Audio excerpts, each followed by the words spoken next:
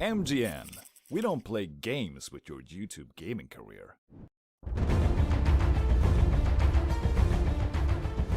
With The Witcher so close now, I thought it'd be a good time to share with you a recap of what has happened in the Witcher game series so far.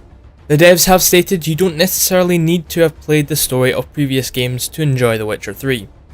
But a deeper understanding of the backstory will let you fully appreciate the game. Be aware that the following does contain spoilers for the first two games in the series. So with that said, here are the top story points you should know before playing The Witcher 3 Wild Hunt.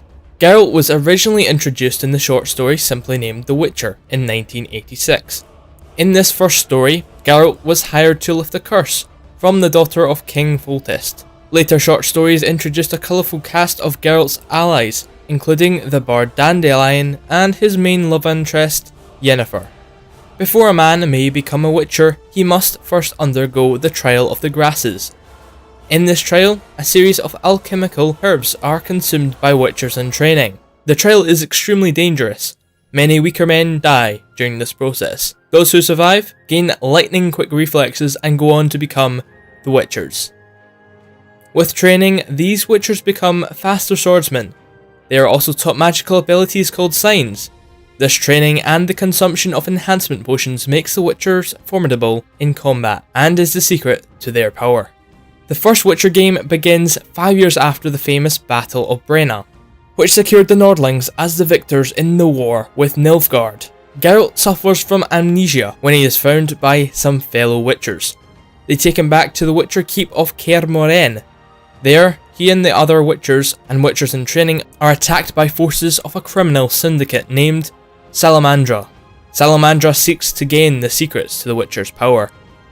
The Witchers of Kaer Morhen successfully fend off the attack, but not before Salamanders get a hold of Witcher mutagens, the secret potions which enhance the Witcher's abilities. The first game was built around Geralt and the last remaining Witchers finding out more about the Salamandra and preventing them from using Witcher powers for evil. The key focus of The Witcher 2 Assassins of Kings is kinda self-evident from the title, but I'll have a go anyway. You start off as Geralt, locked up in a dungeon, accused of murdering King Foltest after capturing the La Valette castle for him.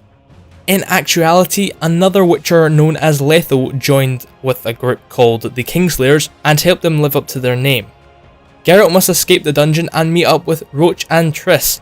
The trio then set off by boat to Flotsam. Upon arriving in Flotsam, Geralt meets his two friends, Dandelion and Zoltan, whom he saves from hanging. He then learns that the Scoia'tael have some links to Letho, so he tries to hunt down their leader, Ioreth. After finding him and persuading him to help take out Letho, they then attack him. But once again, Letho escapes Geralt's grasp while snatching his current love interest, Triss Marigold. Sometime during all this kerfuffle, Geralt takes on the massive monster known as the Kayran. As Geralt follows Letho's tracks, he arrives in Eredin, just in time for a battle between King Henselt's troops and the dwarven city of Vergen. His side in this battle will be dependent on the player's previous choices. After the battle, he must help a sorcerer lift a curse to progress, after which he finds out he has missed Triss yet again. Geralt heads off to Loch Muin, where she has been taken by the Nilfgaardians. He is then given the choice to save Triss or one of his allies, which is followed by a fight with a dragon, which he can spare if, the player's feeling in a good mood that day.